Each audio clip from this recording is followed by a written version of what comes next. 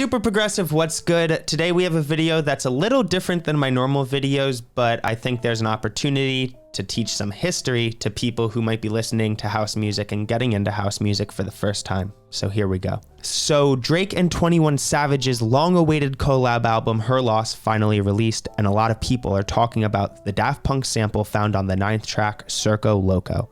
On this song, the beat samples Daft Punk's hit One More Time off their 2001 album Discovery, and Drake also sings the famous vocal in the hook. Daft Punk members Thomas Bangalter and Guy-Manuel, as well as original vocalist Anthony Moore, all receive writing credits on Circo Loco, but the track has another connection to house music, and we find that in the title itself, Circo Loco.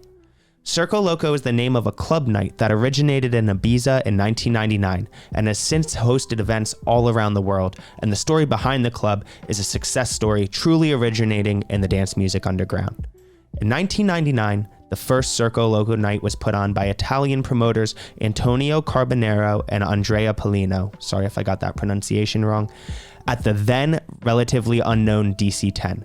The name DC-10 comes from the fact that the club was previously an airplane hangar which housed DC-10 planes off the end of the runway at the airport on the southeast side of Ibiza. The concept for the first Circo Loco parties was to be an after-hours event to carry on the 24-hour Sunday sessions at Space. The event provided a space for the most hardcore ravers to continue to party and enjoy great music far into the Monday day and evenings.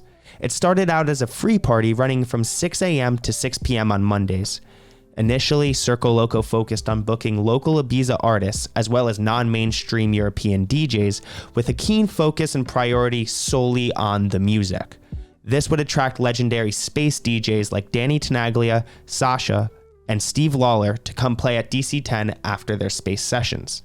With the resurgence of minimal techno in the early 2000s, Circo Loco's international reputation grew rapidly as DC-10 hosted DJs like Ricardo Villalobos, Luciano, and Loco Dice, which attracted other high-profile acts like Richie Houghton and Josh Wink.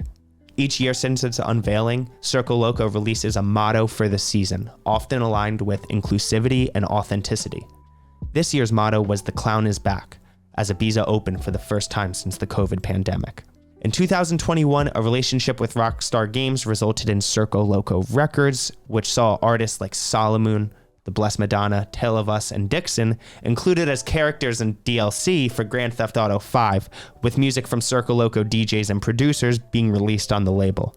Today, DJs like Seth Troxler, Honey Dijon, Jamie Jones, and the Martinez brothers have been residents and are often featured on Circo Loco's international event lineups. Another trio that has been appearing all over Circo Loco flyers is Ann Me, Rampa, and Adam Port, who not only run their Kind music label, but also worked with Drake to produce Falling Back and a keeper on his Honestly Nevermind album, which is why I believe Drake named the track Circo Loco, despite it having no relation to the Daft Punk sample that he uses. So a lot of people have thoughts on whether this is good or bad for house music and house music culture and the house music scene, and I just think it is what it is. Circo Loco is cool and has always been respected and enjoyed by superstars outside of house music culture.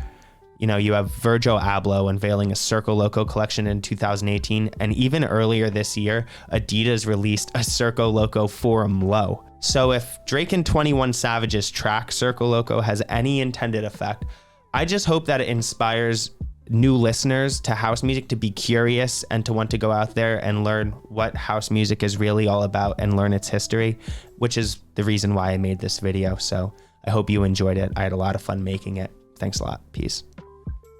And just one more thing, I know some people know about it, but I'm sure a lot of people haven't seen it. If you like this era of Daft Punk and want to check out more projects from around the time they released, One More Time in the album Discovery, definitely watch Interstellar 5555, which is this awesome animated complimentary film to the album that Daft Punk worked on with such amazing artists to kind of bring this album to life in this amazing story.